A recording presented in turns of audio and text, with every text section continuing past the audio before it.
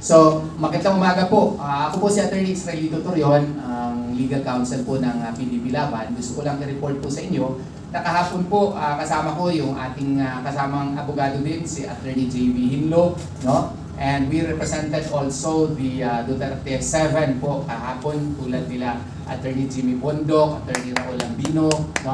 Pastor Apollo Sikipuloy, Philip Salvador, Dr. Mata, no? Para ating i-follow up po, no, yung ating hiling nung Agosto pa, no, na magkaroon sana ng Senate investigation doon sa election irregularities po na nagawa noong 2025. The rationale behind this is that tayo po ay demokrasya. Ang demokrasya po, ang foundation po niyan ay eleksyon. Doon, isang beses lang po tayo nakakapili ng ating mga halal na mga opisyalis po ng ating bansa, katulad ng mga senador, no? Mga congressman at mga local officials. Pero kung ating election process ay kulang po sa integridad, kulang po sa kumpiyansa ng mga mamamayan, delikado po yung ating demokrasya. Marami po masyadong irregularidad nung nangyari noong 2025 elections. Hindi po kami sour graping, kasi hindi naman po gusto ng Duterte 7 na maski ibuksan na yung mga balota, ay kung sakasakali man ay mangyari na si Attorney Jimmy Bondok ay number 6 pala doon sa eleksyon, ay wala naman kaming sinasabi na uupo po si Attorney Jimmy Bondok, or kung sakali manalo si Attorney Vic Rodriguez or si Attorney Raul Lambino, no? Hindi naman yun po part sa aming prayer. So, hindi po ito sour graping. Gusto lamang talaga sana naming malaman kung paano po anong nangyari. Bakit yung 17 million po na senatorial overvotes, ano pong nangyari doon? Ano naman ang nangyari? Bakit po yung Section 31 ng Republic Act 1969, doon po sa presinto, dapat po meron yung manual counting para may datos talaga tayo. Masusunod po yung provision sa Republic Act 6646 at saka Republic Act 7166 na incorporate din sa Section 31 of na RA 9369 na dapat yung mga boto po ay makikita ng mga tao na binabasa ng Board of Election Inspectors, para meron talaga tayong konkretong datos kada presento. Maski na yung transmission electronic na, yung pag-generate ng mga election returns, election paraphernalias, pwede naman po yun na magiging what you call this, electronic na. Pero yung counting sana sa presinto, mandate po yun ng batas. Nandun po yun sa Section 31, bakit hindi po sinunod? Ano pong nangyari dun sa 6 million po na balota na nawala before the elections? No? Wala pong investigasyon doon. Ano pong nangyari? Bakit ang online voting ay pinusko na wala namang batas on online voting? At marami pong hindi nakapagboto dahil po dito. No? Wala pong klarong integridad yung online voting. Kasi kung sigurado yun, napakarami po sanang boto doon sa Duterte. Kasi yung mga OFWs po, halata naman po na mahal po nila si Tatay Digong at sa mga sinusuportahan ni Tatay Digong. Ano pong nangyari? Bakit meron pong klarong mismatch between the votes and the election receipts na binibigay sa atin, no? Ang isang biktima po dito, si Attorney Raul Lambino, yung binutuhan niya, of course, sarili niya, pero yung lumabas sa resibo, iba. Di ba 3 beses pa nga siya sana mag-try, wala talagang nangyari. Dapat may investigasyon po dito kasi election po ito, no? Bakit po last minute ibang version 3.0 ba yun? O ano ba yung ginamit? Na hindi naman yun ang napagkasunduan, hindi naman po yun ang kontrata natin sa COMELEC. Bakit biglang binago? At saka anong nangyari po dun sa ilang milyon na boto na nawala kay Senator Bongo at saka ibang mga senador? No? Wala pong nangyari. Pwede bang sasabihin natin na tapos na kasi yung eleksyon? Kung tayo po ay tunay na nagmamahal ng ating mga proseso sa eleksyon, dapat po ito pagtuunan ng pansin, imbestigahan po ng Senado, kasi ang nakasalalay po dito ay yung integridad ng ating electoral process. And there should be an honest-to-goodness investigation so that remedial measures can be implemented prior to the 2028 national presidential elections po. Importante po yan. Yun po ang isa kong sa ibang mga bagay about kay Senator Bato, is also an active leader of the PDP Laban. Kung meron kayong tanong doon, sasagutin ko rin po kasi PDP Laban member po siya. Doon naman po sa aming petisyon sa Korte Suprema, na i-implementa yung Section 319369, no? Mandamos, ongoing po yun, pending po yun, resolution by the Supreme Court. Sana nga po mapagbigyan tayo ng Korte Suprema na i-order yung COMELEC na gawain talaga yun, at saka kung po pwede may supplemental prayer tayo dun na baka pwede buksan yung mga balota para makorespond kung ano ba talaga ang resulta doon sa mga ballot boxes with the actual results. Malay mo, pagbigyan tayo, double wrong kasi yung ginawa natin. Nagpa-Senate investigation tayo, nag-file din tayo ng petition sa Korte Suprema. Okay po. As to other cases na impeachment complaint naman po, nanalo na tayo doon against kay VP Sara. Yung kay Presidente Rodrigo Duterte at saka petition for certiorari natin for Senator Bato. Pending po yun at umaasa po kami po ay nakikilukhod po sa Korte Suprema na sana maski yung reiterative prayer namin for TRO na mag-grant po yun. Kasi klaro naman na sinasabi ni Ombudsman Rimulya na merong arrest warrant daw, pero kung nagpa-motion to compel kami, ayaw naman niya ibigay, na deny nga kasi nag-file tayo ng MR doon.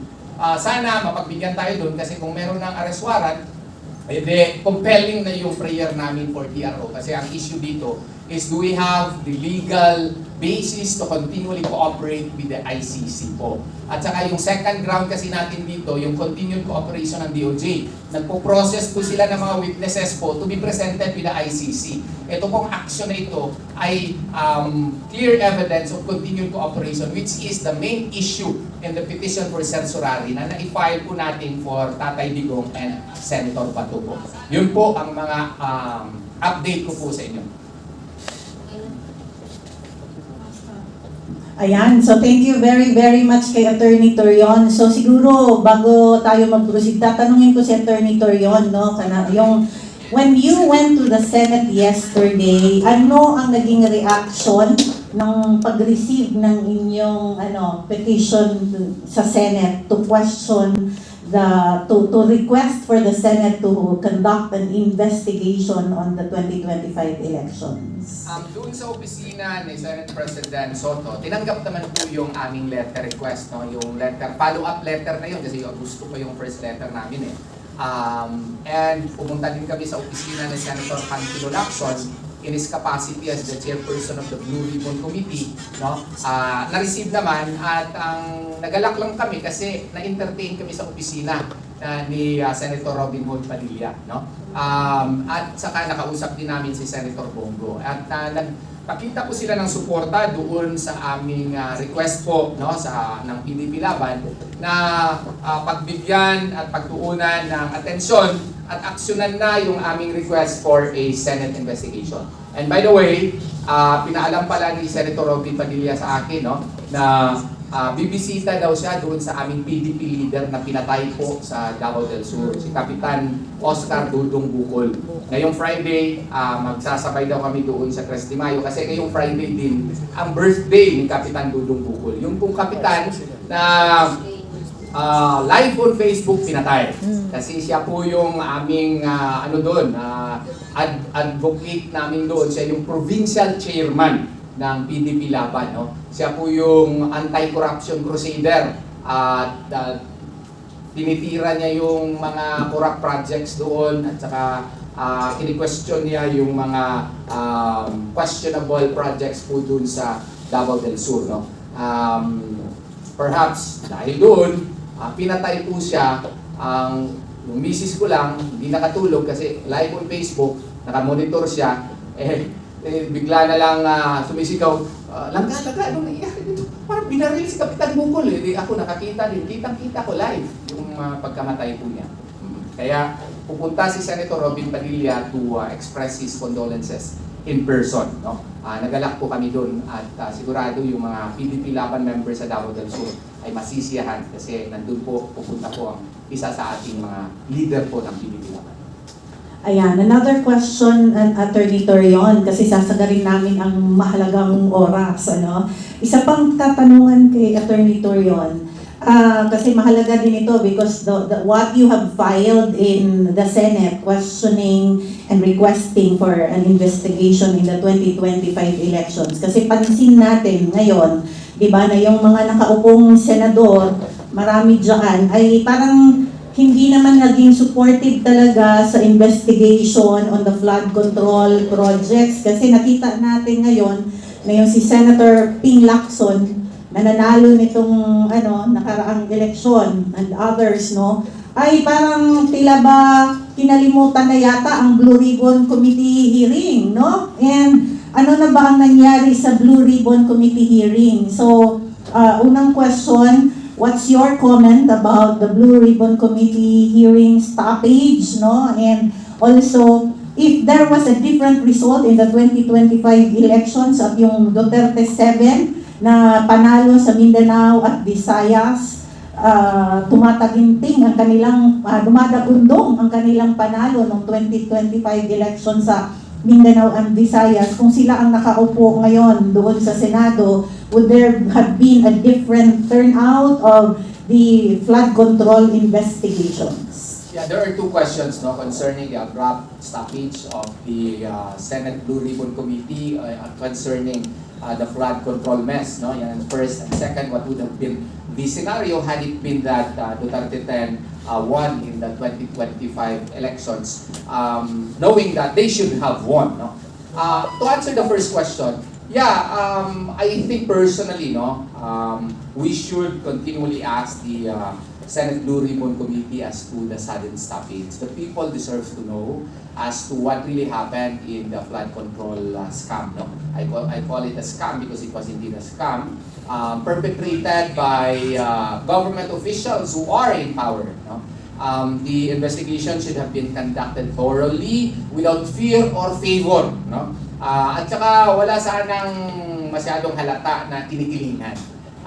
Maganda sana yung direksyon na ginawa ni Senator Marcoleta on the matter, but unfortunately, nagkaroon ng sudden change.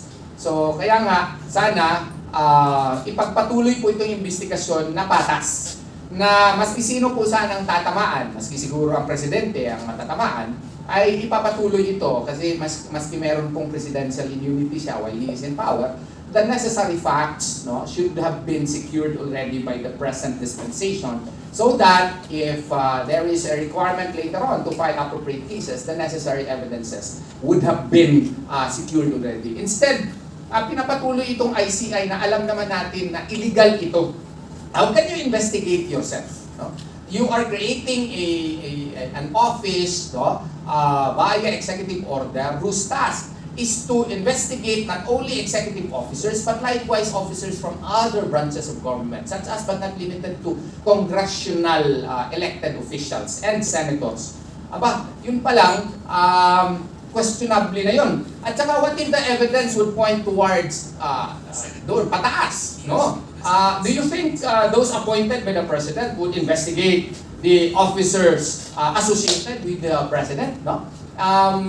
And his power alone to disregard whatever results of the ICI investigation necessarily questions not only the creation of the ICI, including the credibility of the creation and the believability of the findings of the ICI. Kaya nga, supposedly, doon na talaga sana ito sa ombudsman kaagad. Meron na naman isang question. Yung appointment naman ng ombudsman na nakasaalang pa ngayon na yun nga, meron nga siyang question doon sa kanyang appointment, meron siyang criminal cases na winala yung kanyang pangalan, yung docketing, nakakuha siya ng certification, tapos na-appoint siya, na-redacted, wala na siya doon sa kaso. Pwede ba yun? Hindi naman kami nag-execute ng affidavit of desistance. Ako rin yung abogado ni Mayor Baste Duterte doon. Bakit wala na siya sa ngayon sa bagong docket?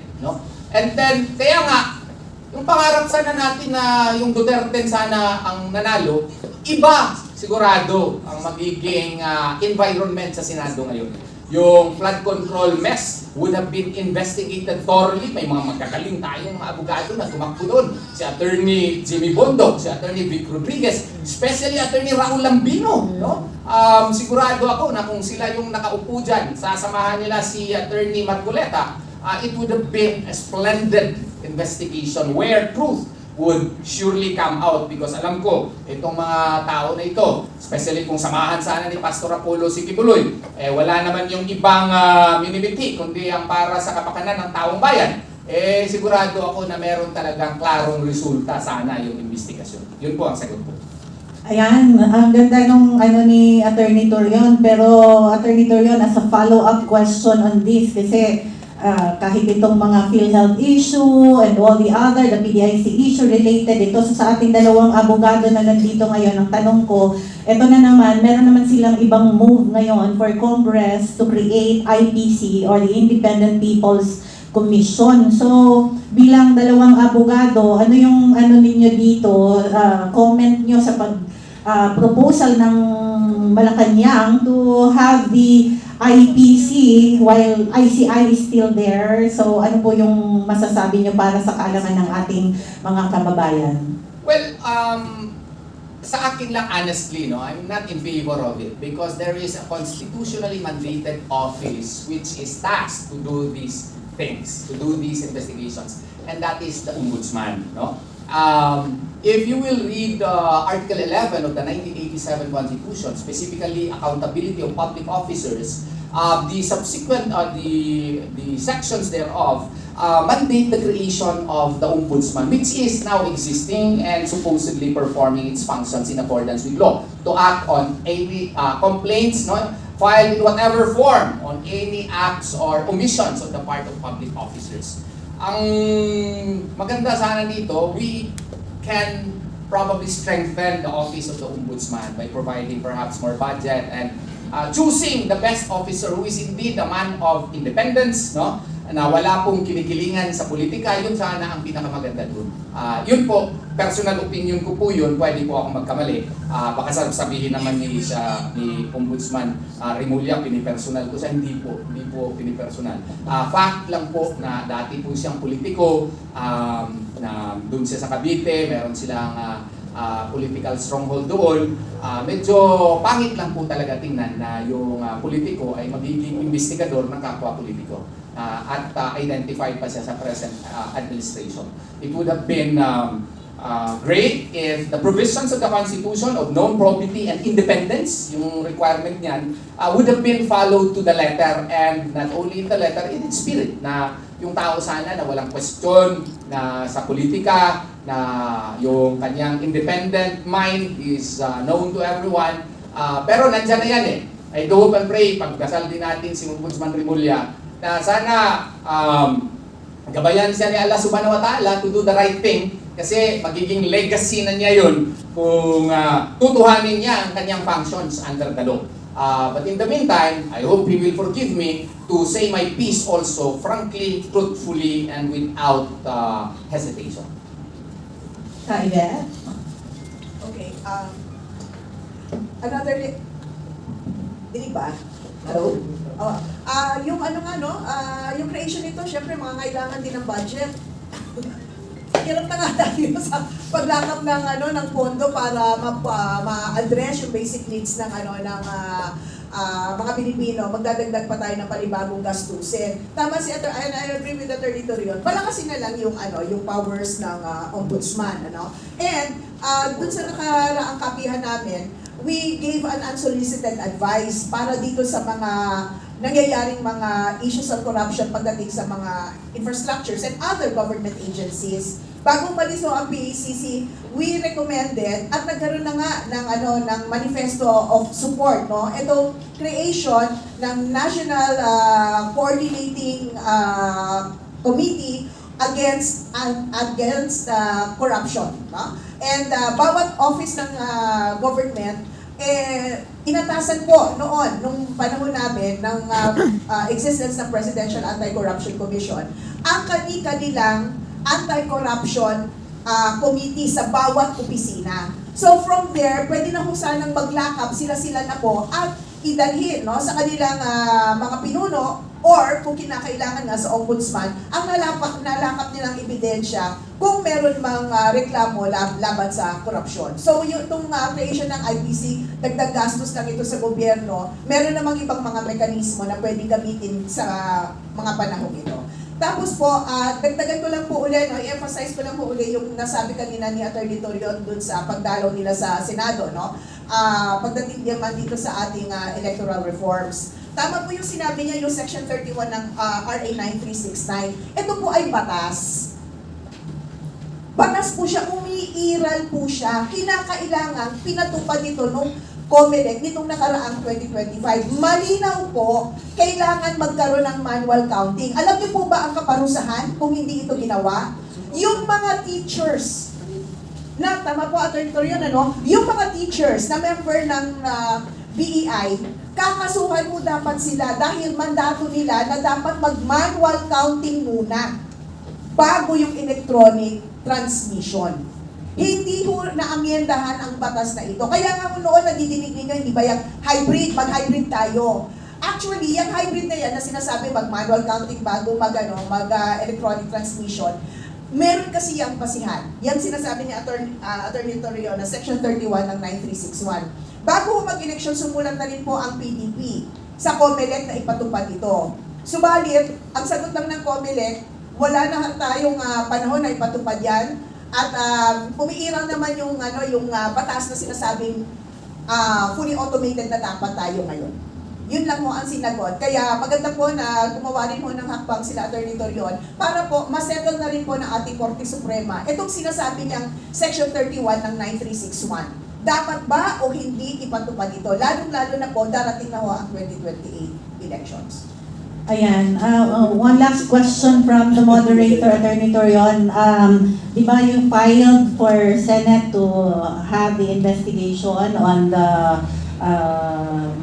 result of the 2025 elections? There is also a case that you filed in the Supreme Court. So, hindi ba ito magkasalungat o pwedeng malaman ng ating kababayan kung ano ang kaibahan o ano ang kaparehoan ng final nyo sa Supreme Court at the same time yung final ninyo sa Senate of the Philippines? Well, parang correlated lang kasi yun eh. Kasi kung mag-grant yung mandamos namin, fait accompli na yun, nangyari na yung election.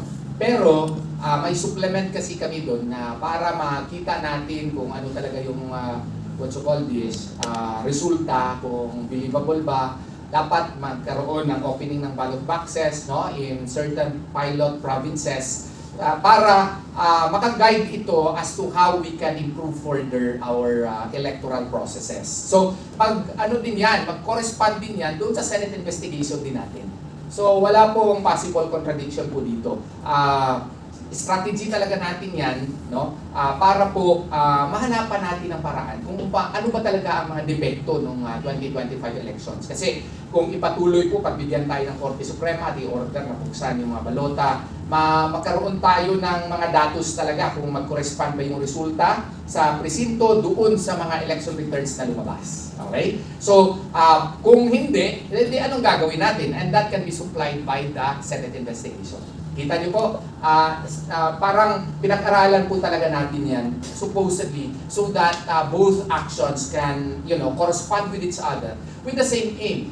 Ang PDP Laban po, ang pangarap lamang po namin ay magkaroon ng magandang at workable na election processes po. Kaya po, sinadya natin ito na meron tayong petition for mandamus at saka request for Senate investigation. Pinag-isipan po ito ng PDP Laban. May nabuhay na naman na isang katanungan sa isip ko, Atty. Torion. Answerable ba ang Senate of the Philippines and the Senate President sakaling hindi nila aksyonan yung request na pinasa ninyo kahapon? Yan talaga, magandang legal question yan, no? That is a matter which has to be addressed by the leadership of the Senate, no? Kasi nga po, napaka-importante po na topic po tayo kasi we are claiming to be a democracy and democracy is founded upon elections. So, for how can we claim that we are a democracy if we do not have a, credible election processes? So, it would have been incumbent on the part of the Senate to act on our complaint. If it will not act, Then, pag-usapan natin na kailangan ko na siguro ng backup ng ating mga leaders. Konsultahin ko si Acting Chairman Alcusi, ating Presidente si Mayor Baste Duterte, kung ano magiging hakbang po natin. That will not be my decision, it will be the decision of the membership and especially the leadership of PDP Laban. At siguro, kukonsultahin na rin natin ng taong bayan dyan because they are the ones who are in effect disenfranchised, no? With the result of the 2025 election, sakaling mali pala ang pagbilang ng mga boto na nangyari sa eleksyon. Attorney Torion. Yes, Chairperson Astra, imagine yung 17 million overvotes. Hindi naman siguro maniniwala na merong bobo na 17 million ng Pilipinas, no? Na hindi marunong magboto para sa senador. 17 million, that's awesome! Unbelievable, no?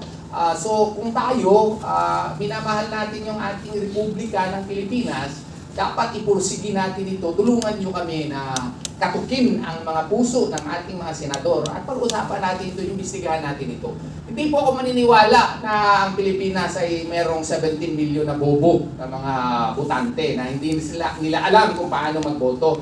Mag-fill up ka lang naman dun sa mga senador. 17 million? Oo. Grabe naman yun. Tapos yung bakit iba yung binoto mo, iba yung lumabas doon sa resibo ng iyong boto. Dapat pag-usapan yun. Yung online voting naman, bakit nagkaganon na wala namang batas na nagsasaan na kailangan may online voting? Bakit yung proseso natin na iba yung magtanggap, on the eve of the elections, ibang version na ang ginamit? Pwede ba yun? Hindi naman siguro pwede yun na unilaterally ibahin ng Commission on Elections at the last minute. Lahat po ito dapat pag-usapan kasi tayo nga ay demokrasya. Ayan, thank you. Mayroon ba kayong katanungan kay Attorney Torion?